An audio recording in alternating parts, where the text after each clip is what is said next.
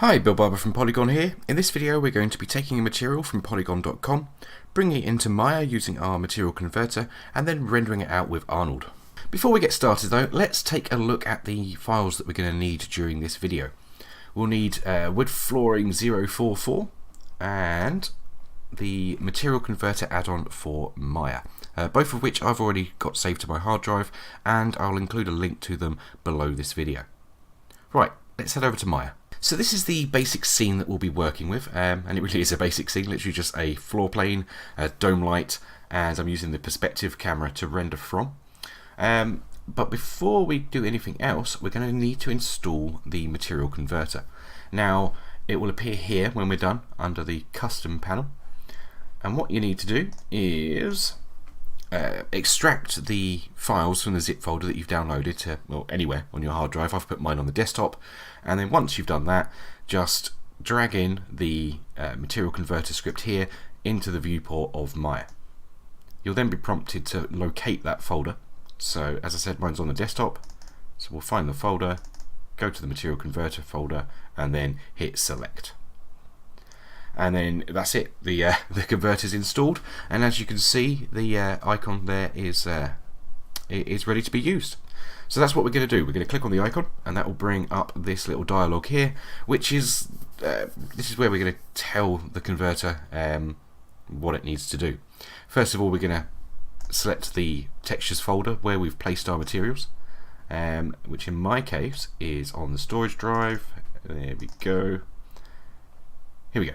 So you can see here a complete list of all the materials that I currently have downloaded, and what you could do is just select this folder and the converter would bring them all in, and then you could assign them to various objects as needed. Or if you want to just bring in a specific material, just double click on that folder and then hit select, and you'll see it's now saying one material found, wood flooring 044. Perfect, that's what we want. The next option is the renderer. Now by default, the converter will select whatever renderer is assigned in the render settings. So if you've set up your scene for Arnold, it will say Arnold, and it supports a variety of other ones, and it will select those automatically as well. But in our case, we'll leave it on Arnold. And under advanced settings, there's actually nothing we need to change. For various purposes, you might need to adjust those from time to time, but for this, we're going to leave them as is and hit convert. You'll then get a little dialog saying that it's been brought in successfully, and then we can close the converter. So the next step is to select our floor plane, because in a minute we're going to be assigning a material to it. So I've got that selected, and if I go to the hypershade now, you'll see it's brought in our wooden floor material. I'm going to change this to Arnold so we can get a preview of how it will look using that engine. It will take a minute to come up. There we go. So yeah, but by default it's going to look pretty good right off the mark, which is good. So let's assign it to our floor plane. If I hold down the right mouse button on the material and then assign material to selection, like so, it will say no renderable object, which means I haven't got it selected for some reason. Let's try that again. There we go. So now the material's assigned to our floor plane. What I'll also do is hold down the right mouse button again and go to graph network, and that will display the nodes that have been created by our converter. And you can see it's brought in all of the textures. We've got the reflection texture there, gloss, the normal map, and the color down the bottom. One thing that's missing is the displacement texture. To get that to show up, it is actually already connected and set up to work, but for some reason it doesn't show up here straight away. Just click on this final node and then click on this button here, the input and output connections button, and then it will add in those nodes as well. And now you can see the displacement texture is also there. So yeah, we're good to go. So what we'll do at this point is run a little render. I'm just going to open up the render view here and turn on interactive rendering, like so.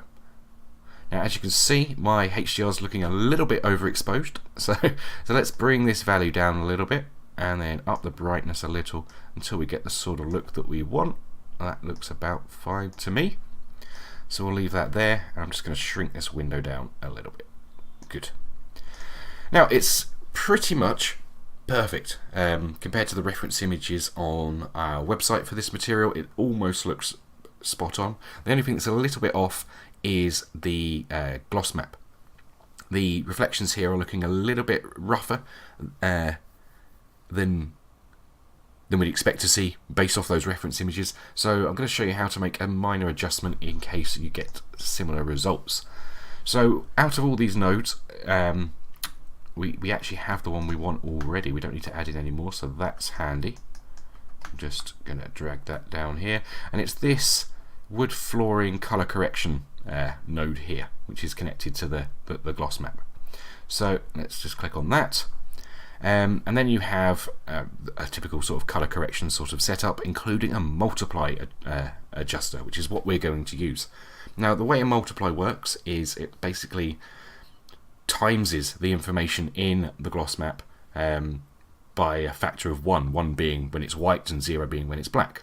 So when it's white, it's timesing it by 1, and when you time something by 1, it doesn't change, so therefore by default it's not doing anything. If we were to lower this value to black, it's now timesing it by 0, meaning that the map has no effect whatsoever. The output is completely black, which is why our preview here is looking like a reflective mirror, basically, which isn't the effect we want. We want somewhere in the middle, and I think about a value of 60% would be about right. Yeah, slightly lower that exposure again. Yeah, that's looking pretty much identical to the reference images on our website. And yeah, good to go. That's how you set up a basic material. So in summary, we've downloaded a material from Poliigon.com, brought it into Maya using our material converter, made a minor adjustment to the gloss map using the already present color correction node, and then rendered it out with Arnold.